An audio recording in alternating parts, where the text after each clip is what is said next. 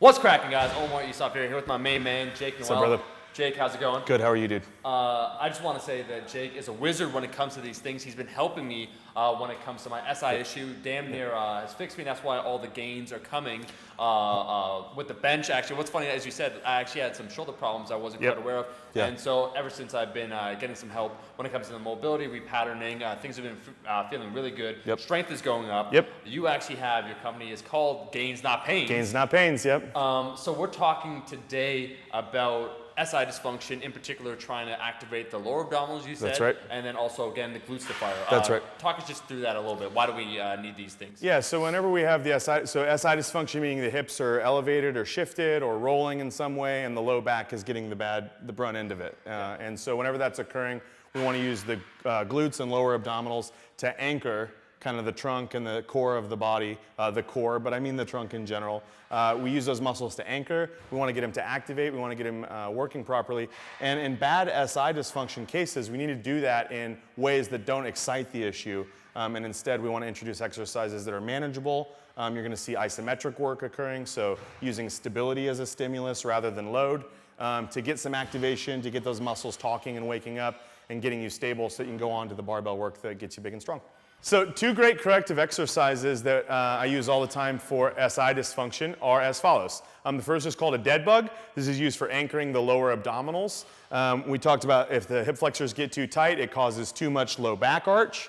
And so we need to use the lower abdominals to pull our pelvis back into a neutral position. So I'm going to teach Omar how to do that. Line your back for me, please, Omar. And we're going to get in real close and see his abdominals on this one for part of it. Bring your feet straight up into the air for me and point your toes like the beautiful dancer that you are. There we go, okay? And then bring your hands straight up and then relax your shoulders down to the mat. That's right. So his spine is neutral. Head relaxed, chin up, shoulders down and back. Nothing being engaged other than his abdominals at this time. Now I'm going to ask him to press his low back into the floor. We're getting rid of the curvature of the lumbar spine. So the low back arch, even though there is such a thing as a natural arch, for this drill, we're totally getting rid of it. We're pushing the lumbar spine totally flat against the floor. And you can see probably that his abdominals are starting to shake. That's the lower ab fibers catching on and being activated. And then what I want him to do is continue to relax his shoulders, breathe normally, and then I want you to vacuum your belly button back to the floor for 1, 2, 3, and then let it relax. And then vacuum your belly button, keep breathing normally, 2, 3, and then let it relax. We can't achieve this by changing our breath, so we need to breathe totally normally, pull the belly button, vacuum it down to the floor, 1, 2, 3, and then relax. And he'll do that about 10 times for a total of 30 seconds of draw-ins like that. And the second drill is a balance drill. This is designed to get the glutes to fire, and it's designed to also show us if we have an imbalance from one glute to the other. So it's called a 3-position balance. The idea is we're going to keep our pelvis neutral, ribs straight up and down. We don't want our hips to shift side to side, everything straight up and down. We're going to keep our body weight back on the heel of the foot that stays anchored to the floor, and we're going to spin the femur out.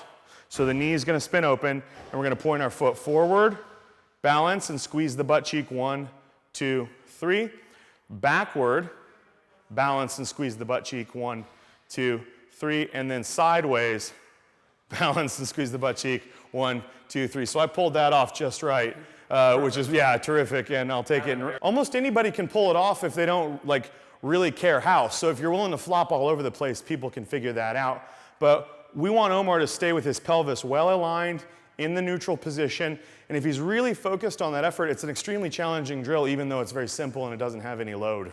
We can see here from the side, he's putting his weight forward. We're going to shift him back, straighten the knee a little bit, straighten this knee a little bit. There we go. And then feel this butt cheek. There it goes. Yep. Right, and then bring the leg back. And this one, really shift back when you bring your leg back, and he'll feel, 90% of his body weight back on his heel. That's good, and you can feel that glute firing for sure, right? Yep.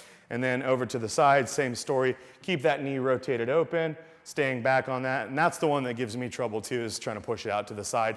Almost everybody sucks at that one at first, but yeah, that's very good. And so he would do about 5 per position. So forward, backward, sideways, 5 times, and then switch legs, forward, backward, sideways, 5 times.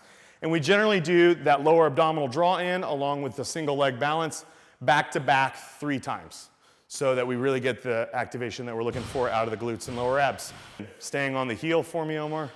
There we go. Yep. And he'll feel when he shifts back onto the heel, almost everybody kind of wants to shift forward. When he shifts back, he'll feel those glute fibers really catch, really activate, yeah? And that's 3-position balance. Well, guys, that is all the time we have, Jake. Thank you so much for being brother. on. Yeah, thanks for having me. Where can people follow you? Now got, after I told you, set up We're a on the gram, dude, yeah. So, what is it? Insta ready. So it's at Gains Not Pains, and that'll be flashing for us so that we can see what that looks like. And then www.gainsnotpains.com. You can get me for coaching services there, as well as lots and lots of content for anybody who's looking to kind of give themselves some rehab on their own, get some ideas for how to heal up. And if you get stuck, you can find me there as a coach. Perfect. I can't recommend it highly enough. Thank you guys so much for watching the video. If you like some of this rehab stuff, because Jake is going to be coming back to Toronto, make sure to like the damn video and comment below what you want to see. We'll be seeing all you guys, my rascals, in that next video. Peace.